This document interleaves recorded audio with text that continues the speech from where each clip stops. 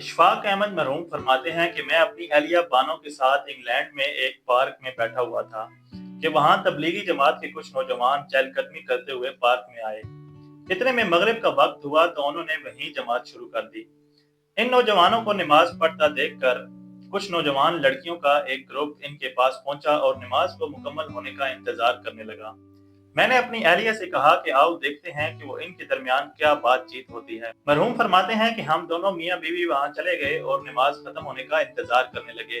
नमाज खत्म होते ही इनमें से एक लड़की ने आगे बढ़कर जमात करवाने वाले नौजवान से पूछा कि क्या तुम्हें इंग्लिश आती है। तो नौजवान ने कहा कि जी हाँ, मुझे इंग्लिश आती है। उस लड़की ने सवाल किया कि तुमने अभी ये क्या अमल किया है।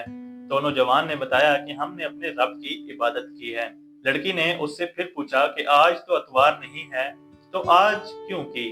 तो नौजवान ने इसे बताया कि हम रोज दिन में 5 बार ये अमल करते हैं। तो लड़की ने हैरत से पूछा कि फिर बाकी काम आप कैसे करते हो। तो नौजवान ने इसे मुकम्मल तरीके से इसे पूरी बात समझाई।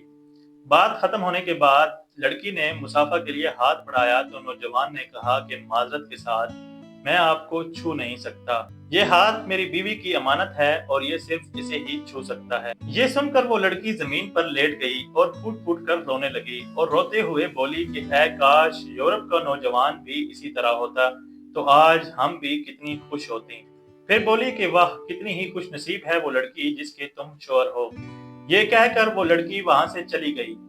इशफाक मरहूम फरमाते हैं कि मैंने अपनी अहलिया से कहा कि बानो, आज ये नौजवान अपने अमल से वो तबलीग कर गया जो कई किताबें लिखने से भी नहीं होती। बेशक इज्जत और सरबुलंदी इस्लाम में ही है।